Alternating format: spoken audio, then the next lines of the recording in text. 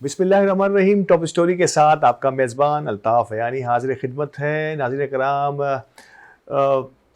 Stories बहुत सारी हैं। आज की इस टॉप स्टोरी को मैं किस स्टोरी से आगाज़ करूं, किस स्टोरी को बाद में टैकअप करूं, कुछ समझ नहीं आ रहा। इतनी सारी तब्दीलियां, इतनी सारी चेंजेस दिन ब दिन, घंटा ब घंटा, लम्हा ब लम्हा होती चली जा रही हैं कि कुछ समझना और पेश करना भी मुश्किल हो रहा है कि किस टॉपिक को फोकस किया जाए, क्योंकि तमाम ही का ताल्लुक हमारे मुल्क की मौजूदा हालात से है, मौजूदा सियासी मुआशी हालात से है। और जो भी इस वक्त, मैं इसे दगरगूं हालात इसलिए कहूँगा कि गालिबन इस किस्म के हालात पिछले 50 सालों में बहुत कम नज़र आए हैं, किसी भी इलेक्शन में या इलेक्शन के बाद की सूरत हाल में।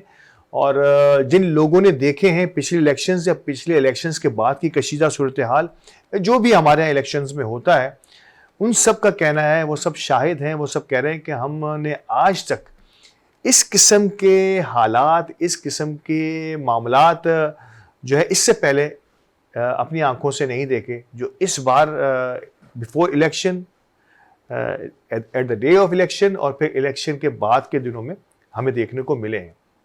ये तो वो उन तमाम सीनियर्स पाकिस्तानियों के, ख़ास तौर पे अगर मैं कराची की बात करूं तो उन सब ने इसी किस्म का कोई इंदिया दिया है। लेकिन नाज़रीन कराम, हमें बात तो करनी है, अपनी बात को किसी न किसी मंतकी अंजाम तक तो ज़रूर पहुंचाना है। देखना है कि क्या अवामिल हैं जिसके बायस ये सारे मामला, जो कशीदगी हो, जो आज की कशीदगी जिसकी मैं बात कर रहा हूँ, जिसमें कुछ जमातें जो हैं वो एहतजाजी सियासत का आगाज़ करने वाली हैं शहर कराची में, ये भी शाखसाना है, उन्हीं चंद कड़ी है उसी सिलसिले की जो कि इलेक्शन से पहले और इलेक्शन के बाद की सूरत हाल में नमूदार हुई हम सबके सामने। तो पहले बात कर लेते हैं इलेक्शन के नताइज पर। फॉर्म 45, फॉर्म 47 कहते हैं, मजाकन भी किसी ने कहा कि अब तक हमारी कौम को सिर्फ और सिर्फ बेफाम के बारे में इल्म था, लेकिन अब पूरी कौम, बल्कि बच्चा बच्चा जो है फॉर्म 47 और फॉर्म 45 से आशना हो चुका है। मीन्स सबको पता चल चुका है कि पाकिस्तान की सियासत में इन दो फॉर्म्स की क्या अहमियत है, ये क्यों अहम है, और ये किस तरह से हासिल होते हैं, और कहाँ पे जाके इसमें अगर कुछ रद्दोबदल की गुंजाइश होती है तो की जा सकती है। फॉर्म 45 इलेक्शन पोलिंग स्टेशन से मिलता है और वो आरओ ऑफिस से मिलता है। फॉर्म 47 रिटर्निंग ऑफिसर और पोलिंग स्टेशन में प्रिजाइडिंग ऑफिसर, ये दो अलग अलग मातहत इदारे हैं, एक दूसरे के मातहत हैं ख़ास तौर पे, लेकिन दोनों ही अपनी अपनी जगह पर एक मुसल्लमा अहमियत के हामिल हैं। क्लेम जो है जीतने का क्लेम करने वाली पार्टियों का ये है कि फॉर्म 45 में हम जीत रहे हैं और फॉर्म 47 में जाके हमें हराया गया। और ये कोई छोटी तादाद नहीं है नाज़रीन, सैकड़ों में है, मतलब वो नशिस्तें जो है वो सैकड़ों में है। कुछ पार्टियों ने 80 सीटों की जो है ना वो तलब, 80 सीटों की जो है ना पर धांधली की, या 80 सीटों को छिन जाने की शिकायत की है। और छोटी जमातें भी हैं कि तो ये सब कोई 2, 4, 10, 12 सीटों का मामला नहीं है, ये सैकड़ों सीटों का मामला है। तो हाउ इज़ पॉसिबल कि इन मामलों को हम ऐसे ही नज़रों से ओझल होकर गुजरने दें? तो इस पर बात तो होगी और यकीन तौर पर तमाम ही चैनल्स पे बात हो रही है। नो डाउट कि अपनी लिमिटेशंस में हम भी अपनी बात आगे पहुंचाते हैं, लेकिन फैसला जो है बिल आखिर अवाम का है। और हमने लास्ट अपने प्रोग्राम में, जो इलेक्शन के फ़ौरन बाद का प्रोग्राम था, उसमें कहा था कि अवाम ने अपना फैसला एक अच्छी और मुस्तहकम और बड़े पुरअमन तरीके से सुना दिया, बता दिया।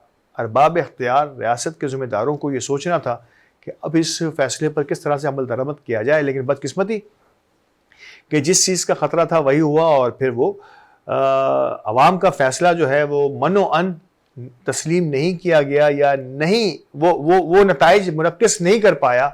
शायद अवाम के फ़ैसलों में कहीं कमी बेशी रह गई थी, या उन फैसलों को मुरतब करने वालों में कुछ कमी बेशी है, जिसके बाइस बदकिस्मती से वो फैसले इस तरह से मुनक्किस नहीं हुए, उस तरीके से सामने नहीं आए जैसा आवाम चाहती थी।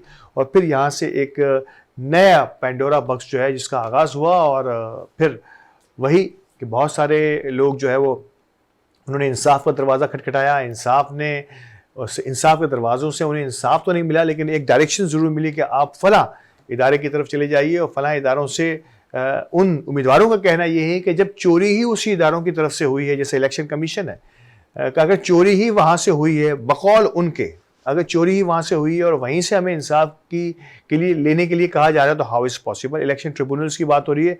इलेक्शन ट्रिब्यूनल्स में हम समझते हैं कि इलेक्शन कमीशन के बाद इलेक्शन ट्रिब्यूनल्स में जाना पड़ता है, और इलेक्शन ट्रिब्यूनल्स जो हैं ये 2-4 जजेस पर मुश्तमिल कोई ट्रिब्यूनल होते हैं, वक्फे से, और बहुत ही लेंथी प्रोसीडिंग्स हैं उनकी, तो इस पर तो सालों गुजर जाएंगे। और केसेस जो हैं मैंने आपको बताया कि ये सैकड़ों में हैं। तो ये एक लैतोलैल और च्युइंगम की तरह किसी चीज़ के खिंचाव करने का ही मामला नज़र आ रहा है फिल वक्त तो।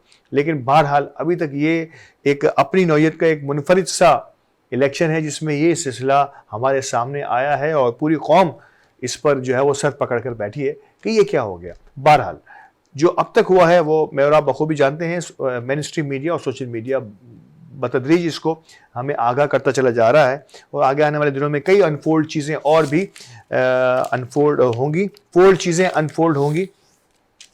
पीपल्स पार्टी अब थोड़ी सी हुकूमत साजी की तरफ आ जाते हैं, और हुकूमत साजी के लिए जो फार्मूला तरतीब दिया गया है, मैं और आप बखूबी वाकिफ़ हैं कि दो पार्टियाँ, पाकिस्तान पीपल्स पार्टी और मुस्लिम लीग नवाज़, इन दोनों ने एक पैचअप किया है फाइनली। क्योंकि इससे पहले की खबरें कुछ इस तरह से थी कि दोनों ही पार्टियों के अंदर ये चिमगोइयाँ मीडिया के ज़रिए सामने आ रही थी कि वो इलेक्शन के सिलसिले और इलेक्शन के नताइज के सिलसिले में जो अवामी रद्द-ए-अमल है उससे बचने के लिए, और फिर यकीनी तौर पर मुल्क की माशी सूरत हाल कोई बहुत अच्छी नहीं है।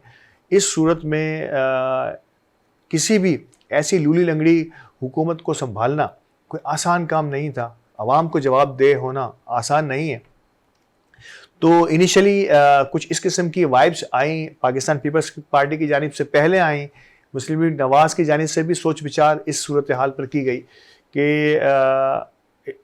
हुकूमत साजी की तरफ नहीं जाना चाहिए, और हुकूमत साजी की तरफ ये दो नहीं जाते तो किसे जाना चाहिए था? पाकिस्तान तहरीक इंसाफ को। लेकिन उन्होंने कहा कि जब तक हमारी छीनी हुई सीटें, उनके मुताबिक छीनी हुई सीटें हमारी वापस नहीं मिलती, हम हुकूमत साजी की तरफ नहीं जाएंगे। तो ये था एक पूरा सिनेरियो उस वक्त का, जो अब से हुकूमत बनने से पहले तक का।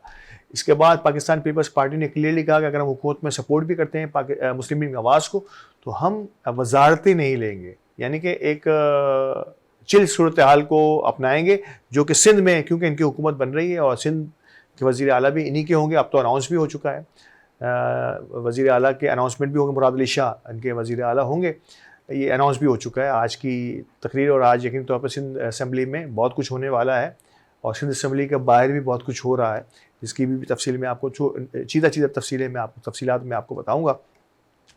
तो मुस्लिम लीग नवाज़ और पीपल्स पार्टी ने मिलकर मरकज़ में भी और सूबों को भी अपने अंदाज में मैनेज करने की कोशिश की है। KPK यकीनी तौर पर तहरीक इंसाफ क्लीन स्वीप कर चुका है, तो वहाँ पर क्या होने वाला है इसका कोई बहुत ज़्यादा इस वक्त कहना, अब तक आज की सूरत हाल में कहना कोई आसान नहीं, क्योंकि गवर्नर साहब छुट्टियों पर चले गए हैं, और कब इनकी वापसी होगी, क्योंकि इजलास जो है वो गवर्नर बुलाते हैं, और वेट हो रहा है वहाँ पर। एक क्लीन स्वीप करने वाली पार्टी इंतज़ार में है कि किस तरह से गवर्नर साहब इजलास बुलाएं, और वो नहीं बुलाते या कुछ डिले टैक्टिक्स इस्तेमाल की जाती हैं, तो इसका क्या हल है, आइन इसमें क्या कहता है, इसका आइंदा आने वाले दिनों में इसका तज्ज़िया भी हो जाएगा। लेकिन सिंध में as usual Pakistan Peoples Party हुकूमत बनाने जा रही है। मैंने कहा कि मुराद अली शाह साहब वज़ीर आला नामज़द कर दिए गए हैं पाकिस्तान पीपल्स पार्टी की जानिब से, और गवर्नर जो है वो मुस्लिम लीग नवाज़ के होंगे सिंध में। अगर मैं सिंध की बात करूँ ख़ास तौर पर,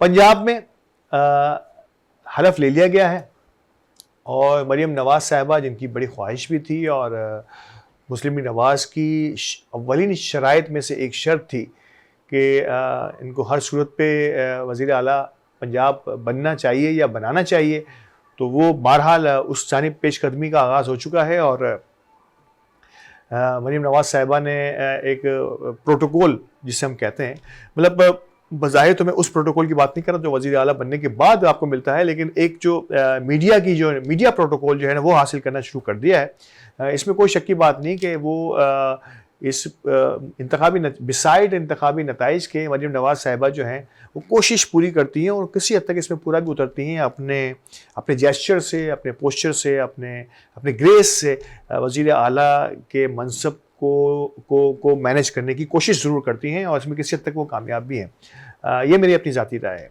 बहरहाल तो वहाँ पे वज़ीर आला जो है वो पंजाब में मुस्लिम लीग नवाज़ के होंगे और गवर्नर जो हैं वो पाकिस्तान पीपल्स पार्टी से लिए जाएंगे, ये अब तक की खबर है।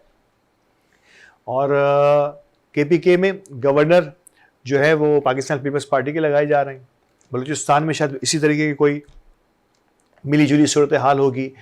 यह है अब तक की हुकूमत साजी का सिनेरियो जिस पर काम हो रहा है, इस पर आगाज़ हो गया है।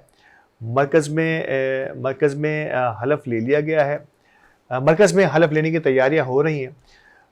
सूरत हाल बड़ी कशीदा है। पाकिस्तान तहरीक इंसाफ, GDA, GUI फजलुर रहमान में जिक्र करने वाला हूँ कि मौलाना साहब ने भी इस बार थोड़ा सा अपना रिवायती जो इनका एक जेस्चर है उससे हटकर कुछ करने की कोशिश की। रिवायत से हटकर नहीं है, बहुत सारे लोगों का कहना है कि ये कुछ गिव एंड टेक का मामला है जिस पर अगर कुछ सेटलमेंट हो जाएगी तो शायद हो सकता है कि मौलाना साहब फिर अपनी उसी पुरानी डगर पर गामजन हो जाएं।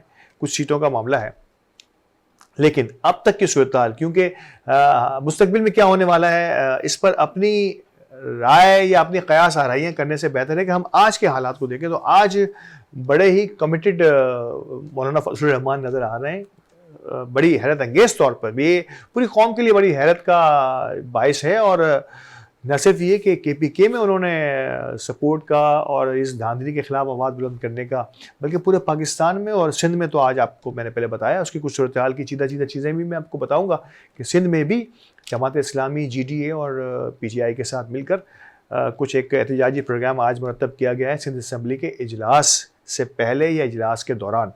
तो क्या होता है इस पूरी सूरत हाल में, इस पूरी सिनेरियो में।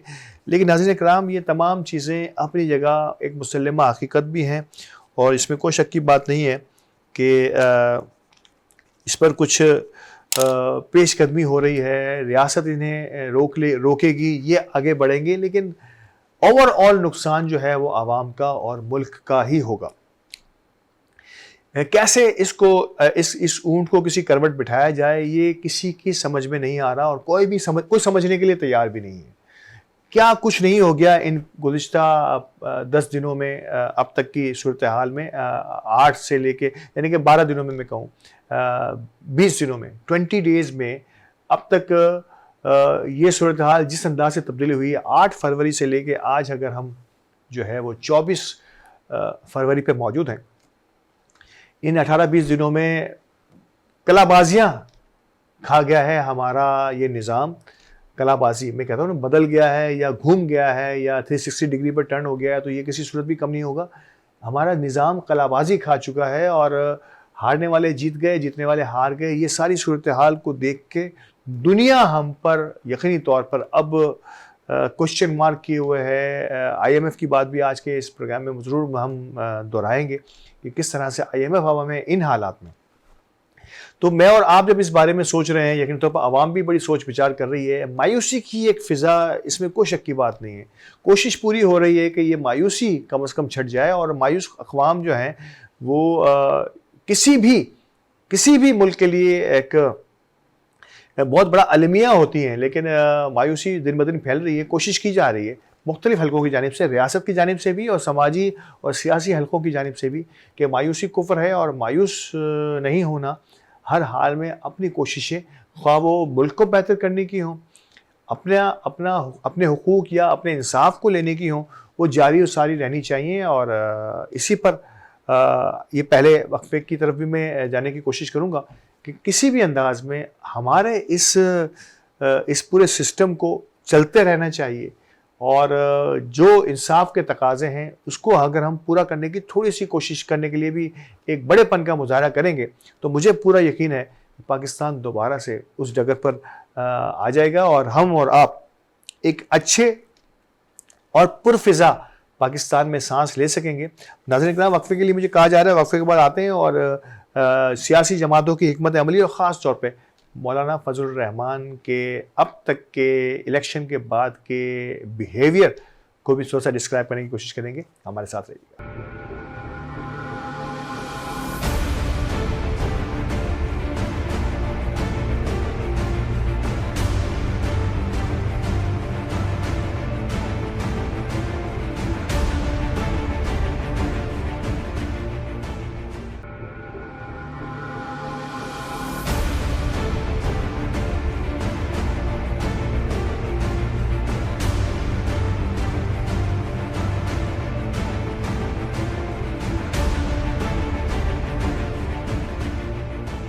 वेलकम बैक नाज़रीन, और वक्फे के बाद हाजिर हूँ। और वक्फे पे जाने से पहले मैंने आपसे कहा, और कुछ थोड़ी सी मैंने इंट्रो में इस बात का जिक्र भी कर दिया वक्फे से पहले, कि 3 जमातें ख़ास तौर पे, और पाकिस्तान तहरीक इंसाफ पार्शली तो नहीं कहेंगे, लेकिन क्योंकि पाकिस्तान तहरीक इंसाफ PTI तो मुस्तकिल हिस्सा है ही इस तमाम एहतजाजी सियासत का सिंस 1 ईयर, एक साल तक तो वो बहुत ही 1 साल से वो इस मामले में एक्टिव है।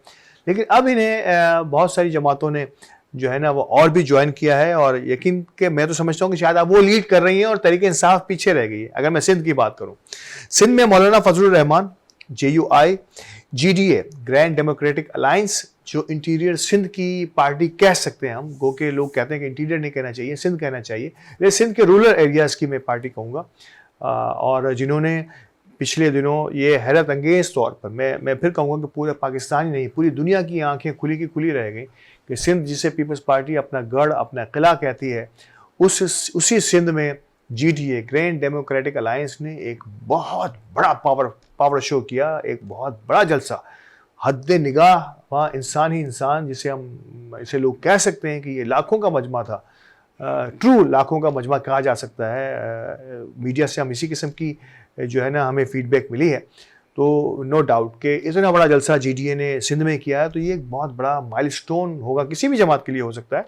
और सिंध जैसे सूबे में जहाँ पर पीपल्स पार्टी का तोती बोलता है, नो डाउट एक अरसे से, और ये कुछ 7वीं मरतबा वहाँ हुकूमत बनाने जा रही है पाकिस्तान पीपल्स पार्टी, वहाँ पर इस किस्म की वाइब से, इस किस्म का कोई सियासी जमात जलसा कर ले, ये बहुत बड़ी बात होती है। तो GDA ग्रैंड डेमोक्रेटिक अलायंस और जमात इस्लामी, नो डाउट कि जमात इस्लामी का अपना एक स्ट्रीट पावर है, अपना एक वोटिंग पावर है, गो के अब ये श्रिंक होता हुआ कराची तक महदूद हुआ है, नो डाउट।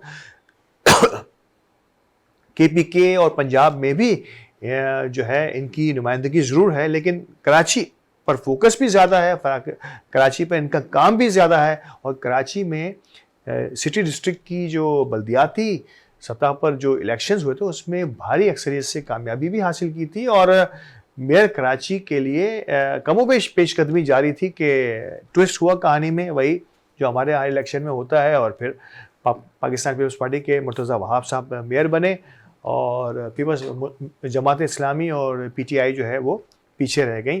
तो अब उस चीज़ का कुछ लोगों का कहना है कि ये बदला जमात इस्लामी का जो वो गुस्सा था, गम गुस्सा था, वो ठंडा नहीं पड़ा, और इस इलेक्शन में एक और मार पड़ गई कि कुछ सीटें जमात इस्लामी की इस बार भी स्वीप कर दी गई। तो अब जमात इस्लामी भी इस तहरीक का, इस एहतजाजी तहरीक का हिस्सा है, PTI, JUI, GDA के साथ।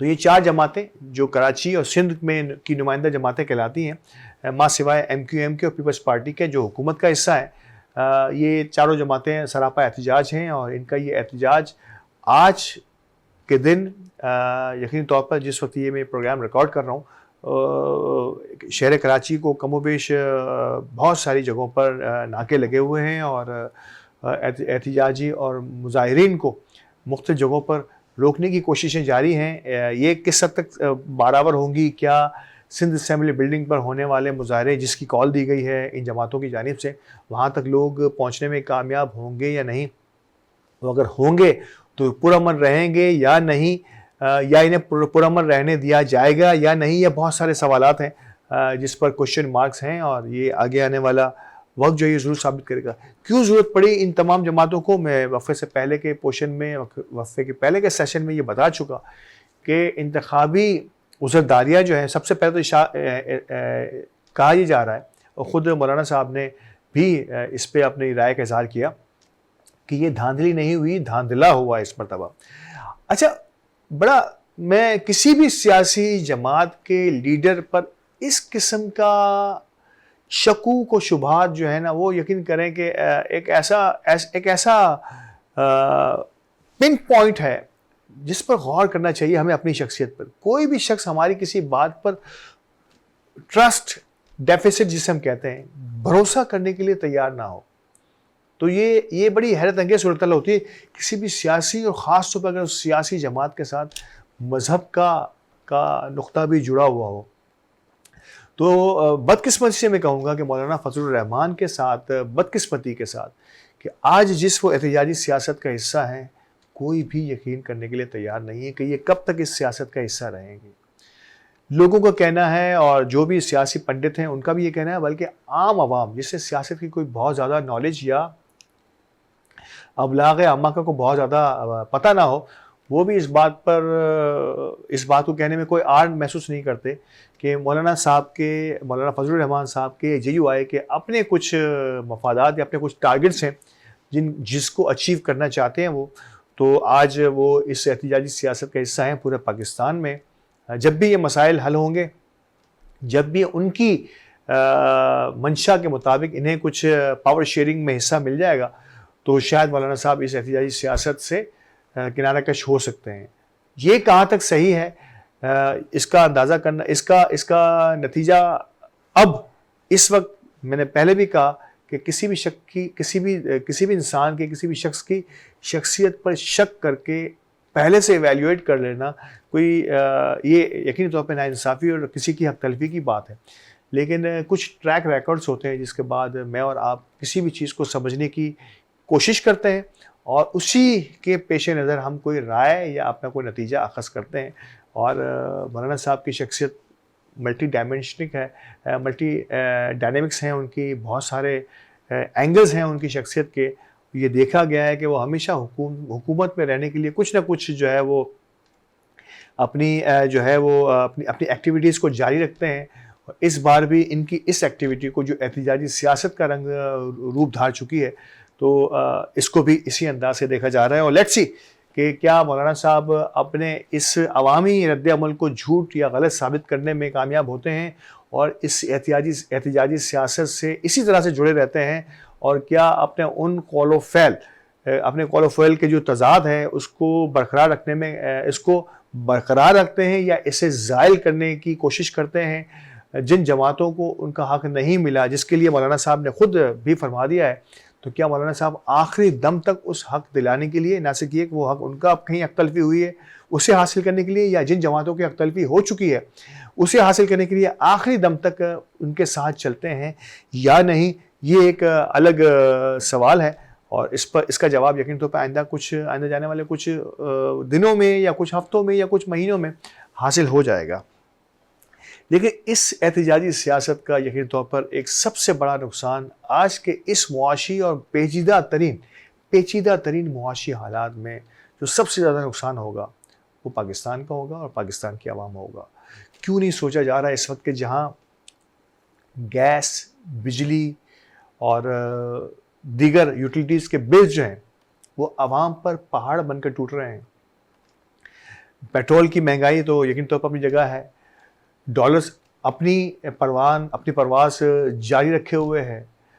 अवामी सतह पर महंगाई का जो उरूज अब तक हमने देखा है शायद पिछले 70 सालों में नहीं हुआ। इसमें कोई शक की बात नहीं है कि हम पिछले 70 सालों को कोस रहे हैं, तो उस वक्त के हालात और आज के हालात में कुछ फ़र्क है। लेकिन गुज़िश्ता 2 सालों को भी अगर हम देखते हैं, नाज़रीन किराम, गुज़िश्ता 2 सालों में, गुज़िश्ता दौर में, PTI के दौर में 10 से 12% तक की महंगाई ने अवाम की ज़बान बाहर कर दी थी। 12 से 15% तक की महंगाई ने अवाम की ज़बानें बाहर आ गई थी, और पूरा मीडिया जो है वो फट पड़ा था, और अवाम भी, इसमें कोई शक की बात नहीं है कि उस महंगाई के बोझ तले दबती चली गई, और बड़ा वावेला मचाया था अवाम ने। फिर इमरान खान की और PTI की हुकूमत ख़त्म होती है, और इसके बाद जो केयर टेकर गवर्नमेंट, शहबाज शरीफ साहब ही उसका हिस्सा बनते हैं। एक्चुअली वो केयर टेकर नहीं थे, वो एक इसके बाद की हुकूमत थी, बाकायदा इलेक्शन केयर टेकर इसके बाद आए थे। शहबाज शरीफ साहब की 17 माह की हुकूमत में ये महंगाई की शरह, इस महंगाई की शरह 12 से 15% से बढ़ते बढ़ते 40 तक पहुंची और आज भी 28 से 30% की महंगाई इस केयरटेकर गवर्नमेंट के बाद भी है। तो कहाँ 10 से 12 से 15% और कहाँ 30%, कमोबेश दुगनी महंगाई पर आज भी हम मौजूद हैं। इस महंगाई में, इस बुरे तरीन मुआशी हालात में क्या हम मुतहम्मिल हो सकते हैं इस एहतिजाजी सियासत की? क्यों नहीं बैठते वो तमाम लोग और इस मसाइल को हल करते हैं?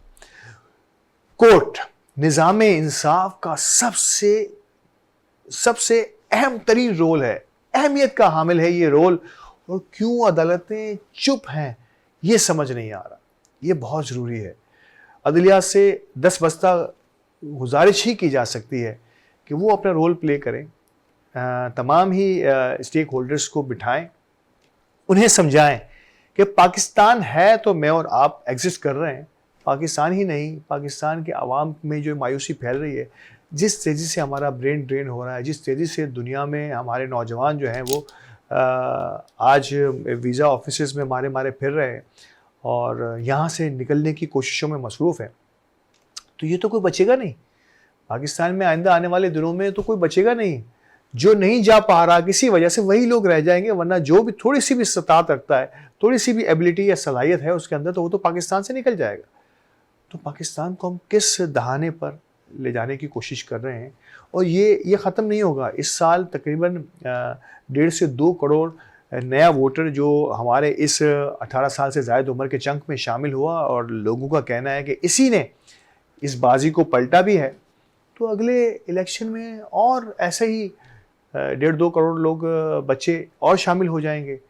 ये लोग यहीं रहेंगे, 1.5-2 करोड़ जो इस वक्त आज शामिल हुए थे, तो ये तनासुब तो बढ़ता चला जाएगा। तो ये तो आप ख़त्म नहीं कर पाएंगे, इस सोच को, इस शऊर को हम ख़त्म नहीं कर पाएंगे। तो उसको किसी करवट बिठाना है, इस ऊंट को किसी करवट बिठाना है, और इसका आसान तरीन हल जो है वो हमें, जो या मेरी दानिश में जो मुझे समझ आ रहा है वो ये है कि स्टेक होल्डर्स को अब मिलकर बैठना चाहिए, बेहतरी की सूरत हाल निकालनी चाहिए, अपनी अपनी अनाओं को एक तरफ रखते हुए कुछ गिव कुछ टेक, यानी कि कुछ लो और कुछ दो के मामले में। क्योंकि इस हालत में मजबूरी है कि शायद हो सकता है कि हम पूरा इंसाफ ना कर सके।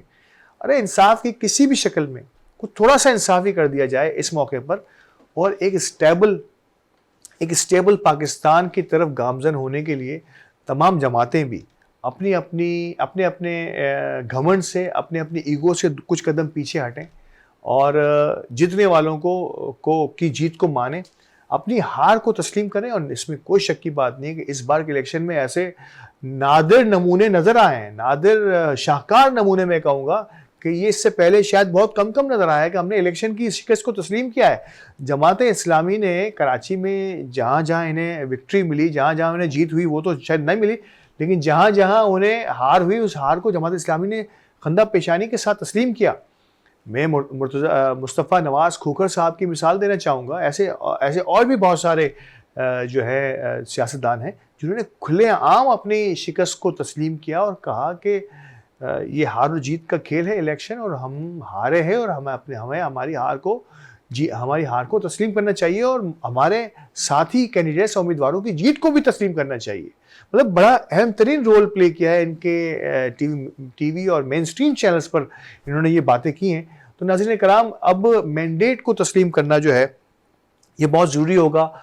फॉर्म 45 पर कोई और जीता हो और फॉर्म 47 पर कोई और जीता हुआ हो, तो फैसला तो अदालत ने करना है, ट्रिब्यूनल्स नहीं कर पाएंगे, क्योंकि इलेक्शन ट्रिब्यूनल्स या इलेक्शन कमीशन जो है वो इसका फैसला शायद करने की इस्तिताअत नहीं रखते।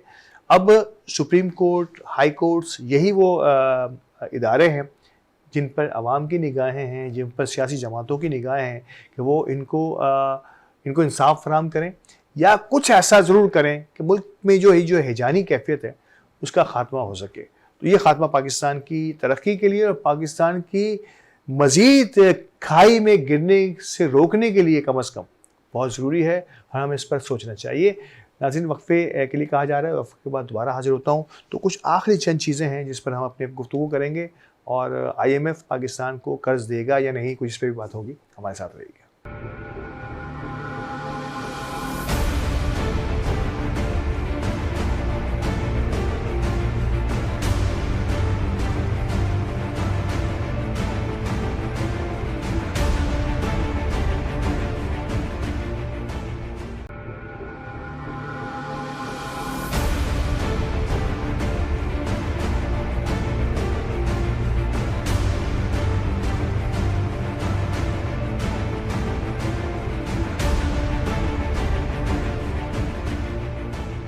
Welcome back. वक्फे के बाद प्रोग्राम के इस आखिरी हिस्से में यकीनी तौर पर पहले और दूसरे हिस्से में हमने इलेक्शन, सियासी और फिर एहतजाजी सियासत, पाकिस्तान की मौजूदा सूरत हाल, इन तमाम पर गुफ्तगू ज़रूर की है।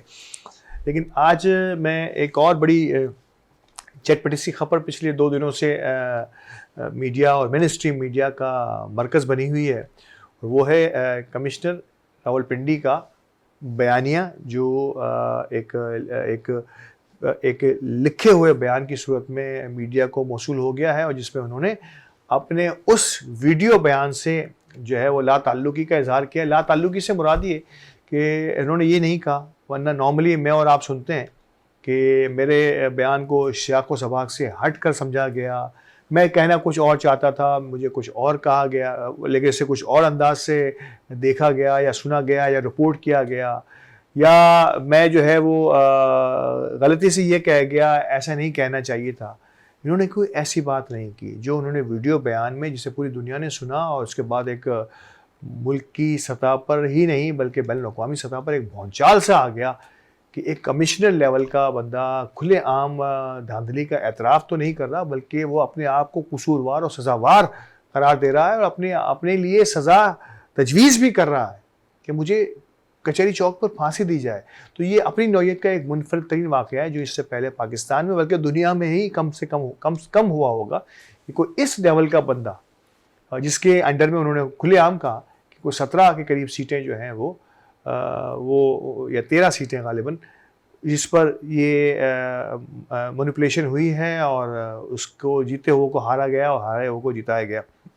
ये एक अलग सियासत है, इसका फैसला तो यकीन तौर पे कोर्ट ही करेंगे, लेकिन उन्होंने अपने मुंह से, अपनी ज़बानी उन्होंने एतराफ़ किया इन तमाम चीज़ों का।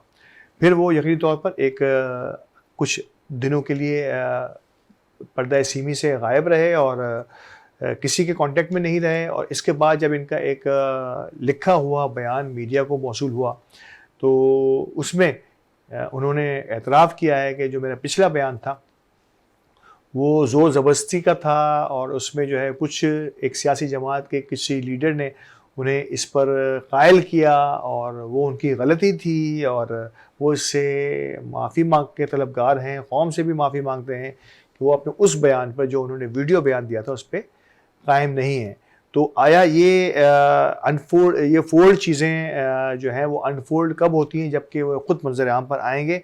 शायद आपको पता होगा इमरान खान के पीटीआई के दौर में भी कुछ इसी किस्म के बयान हल्फी जो है वो पहले बयान किए गए थे, और जब कोर्ट ने उन लोगों को जिन्होंने वो बयान हल्फी दिया था उनको, आज़म खान की मिसाल हमारे सामने है, जब उनको लाया गया तो उन्होंने उस बयान हल्फी से 100% इनकार तो नहीं किया, लेकिन 100% इकरार भी नहीं किया, और उनमें से बहुत सारी बातें ऐसी थी जिस पर उन्होंने अपना वर्जन दिया कि ये जो वर्जन है वो ये नहीं है, वो इस तरह से है। तो बहुत सारी चीज़ें जो वो इसमें क्लियर हो गई थी। तो अब कमिश्नर रावलपिंडी के इस पहले के इकरार, इसके बाद के इनकार में जो भी बातें मज़ीद रह जाती हैं, इसको कैसे अनफोल्ड करेंगे? तो ये अनफोल्ड तभी होंगी जब ये फोल्ड चीज़ें मंज़र आम पर आएंगी, कमिश्नर साहब खुद मंज़र आम पर आएंगे और वो इस पर एहतजाज करेंगे, उस पर अपनी राय देंगे। और नो डाउट कि जब इतनी सारी प्रेस कॉन्फ्रेंसेस ऑलरेडी हो ही रही हैं, जारी हैं, अब भी जारी है और माजी में भी जारी रही हैं प्रेस कॉन्फ्रेंसेस, तो एक प्रेस कॉन्फ्रेंस आके करना कमिश्नर साहब के लिए कुछ ज़्यादा मुश्किल नहीं था। तो ये वो सवाल है जो अवाम और ख़वास, मीडिया भी इस सवाल को उठा रहा है और अवाम भी इस सवाल को दे रही है कि कमिश्नर साहब को ला के प्रेस कॉन्फ्रेंस कराने में क्या मसला था या करने में क्या मसला था कि वो अपनी पुरानी जो उन्होंने प्रेस कॉन्फ्रेंस की थी उससे तौबा ताइब कर लें और अपना नया वर्जन जो है वो अवाम और मीडिया के सामने रख दें, दुनिया के सामने रख दें। तो ऐसा अब तक नहीं हुआ। तो ये एक वो बॉक्स है, ये एक वो राज है जो अब तक अफशा नहीं हो सका, और इसीलिए लोगों का ख्याल है कि शायद कमिश्नर साहब हो सकता है कि अपनी बात पर उसी तरह से अटल हों जिस बात पर वो पहले प्रेस कॉन्फ्रेंस कर चुके हैं। तो लेट्स सी, ये आगे आने वाले दिनों पर छोड़ देते हैं हम कि ये क्या करवट लेता है आगे आने वाले दिनों में ये मामला। IMF को ख़त लिखने की बड़ी बात गश्त है। नाज़रीन कराम, IMF को इस मामले में इन्वॉल्व करना चाहिए या नहीं, ये एक और सवाल है। क्या जो सियासी जमात IMF को ख़त लिखने की कोशिश कर रही है ये उसके हक में बेहतर होगा या नहीं, ये एक तीसरा सवाल है। सबसे पहले आईएमएफ पाकिस्तान के किसी भी अंदरूनी मामले को मॉनिटर कर सकता है या नहीं, या उस पर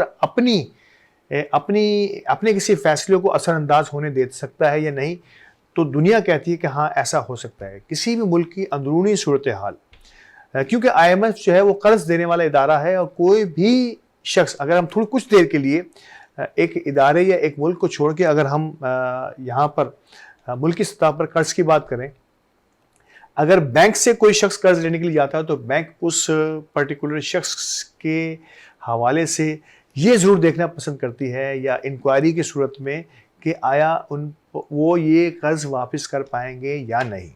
इनमें इतनी इस्तात है, इनके पास इतनी प्रॉपर्टी है कि जो ये कर्ज ले रहे हैं क्या उसको वागुजार किया जा सकेगा या नहीं, या उस प्रॉपर्टी के अगेंस्ट में जो कर्ज ले रहे हैं उस प्रॉपर्टी की वैल्यू इतनी है या नहीं। ये एक बात हुई। इससे थोड़ा सा और नीचे आते हैं, किसी आम शख्स से भी अगर आप कोई बात करते हैं कि कुछ भी कर्ज के लिए, चंद हज़ार का हो या चंद लाख का हो, तो वो भी आपको इवेल्यूएट ज़रूर करता है। कर्ज मिलता ही इवेल्यूएशन पर है, वरना वो कर्ज नहीं होता। वो फिर कुछ भी हो सकता है, लेकिन वो कर्ज नहीं होता, वो फी सबीलिल्लाह हो सकता है। कर्ज होता है तो उसमें इवेल्यूएशन ज़रूर होती है। बंदा ये ज़रूर देखता है कि आया ये इस कर्ज को वापस करने की इस्तात रखता है, या रख लेगा, या आने वाले दिनों में इस काबिल हो जाएगा। आईएमएफ भी यही देख रहा है कि पाकिस्तान के अंदरूनी हालात के बाइस जो इकॉनमी का डाउनफॉल हो रहा है, जो इकॉनमी नीचे की तरफ गिरती चली जा रही है, क्या आइंदा आने वाले दिनों में पाकिस्तान अरबों डॉलर्स के ये जो कर्ज की वापसी है ये कर पाएगा या नहीं? क्या ख्याल है आपका? मैं आम पाकिस्तानी होने के नाते आपसे ये पूछूं तो यकीन तौर पर मुझे भी ऐसा लग रहा है। आईएमएफ की सतह पर अगर मैं बैठा होता तो यकीन तौर पर मेरे लिए भी ये एक क्वेश्चन मार्क होता कि शायद ये मुश्किल तरीन टास्क होगा पाकिस्तान या रियासत पाकिस्तान के लिए। तो यही आईएमएफ देख रहा है। अब एक तो आईएमएफ ये देख रहा है, नंबर 1। दूसरा, अगर आईएमएफ, जिसने पिछली मरतबा एक सियासी जमात के लीडर से एक कहा यह जा रहा है कि एक तरीके की जो है वो इलेक्शन से पहले एक याददाश्त या कह लें कि एक कमिटमेंट, नो डाउट उस कमिटमेंट के वो पाबंद नहीं थे, लेकिन उनसे ये कहा कि अगर हम कोई कर्ज देते हैं, आपकी हुकूमत बनती है, तो उन्होंने इस पर एग्री किया था। और उन्होंने इसको एग्री किया तो आईएमएफ ने वो कर्ज की छोटी सी रकम जो है वो हमें दे दी थी।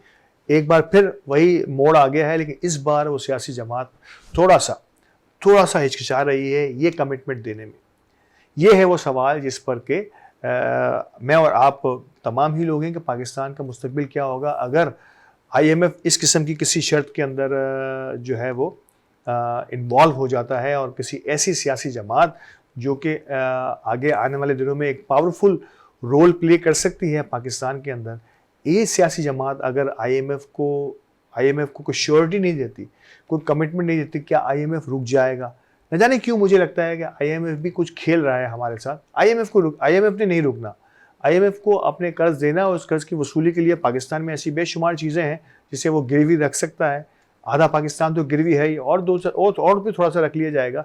मेरा नहीं ख्याल है कि आईएमएफ किसी सियासी जमात या उसके लीडर के कहने पर कर्ज देता है या लेता है। हाँ, कुछ श्योरिटी ज़रूर होती हैं, कुछ सियासी पैंतरे ज़रूर होते हैं दुनिया में या किसी भी सियासी जमात को मलाइन करने के लिए, लेकिन ये सियासी जमात अपना एक रोल प्ले कर रही है। और आने वाले दिनों में ये किस तरह से आगे बढ़ती है। कुछ लोगों का कहना है कि पीटीआई ने वो ख़त लिख दिया है, कुछ लोगों का कहना है कि नहीं, अभी इस पर सोच विचार जारी है, अभी ये ख़त जो है वो लिखा नहीं गया। कुछ लोगों का ख्याल है कि मैं सोशल मीडिया पे देख रहा था कि कुछ आईएमएफ ने भी अपना फैसला या अपना जवाब दे दिया है, जब सियासी जमात ने या पीटीआई ने कोई लेटर लिखा ही नहीं, ये एक तरफ कहा जा रहा है, तो इसका जवाब आना आईएमएफ का बनता ही नहीं है। तो ये भी अपनी नौइयत का एक मुनफरिद काम हो जाता है कि कभी कभार सोशल मीडिया पर। लेकिन आईएमएफ सोच ज़रूर रहा होगा दोनों ही ऑप्शंस पर कि अगर कोई लेटर आता है तो उसका क्या जवाब, उसमें क्या रद्द-ए-अमल होना चाहिए, और अगर कोई लेटर नहीं आता तो उस पर क्या रद्द-ए-अमल होना चाहिए। लेकिन पाकिस्तान के इस मौजूदा इलेक्टोरल प्रोसेस पर दुनिया जो है वो उंगली उठा रही है और दुनिया हमें फोकस्ड किए हुए। तो अब वक्त है हमारे पास, हम थोड़ा सा और बेहतरी की जानिब कदम बढ़ाने के लिए इलेक्शन नताइज को फिर से एक मरतबा रिविज़िट करें और कोशिश करें कि इक़्तिदार को उसका हक़ मिल जाए और हम एक नए पाकिस्तान की बुनियाद रख सकें। नाज़रीन, इसी के साथ आज के प्रोग्राम का वक्त भी ख़त्म हुआ। आज बहुत सारी स्टोरीज़ को हमने कवर करने की कोशिश की है। अगले प्रोग्राम में हम कोशिश करेंगे कुछ और नए मौज़ूआत पर बात करने की। हमारे साथ रहिएगा। इजाज़त दीजिए। अल्लाह ने कहमा।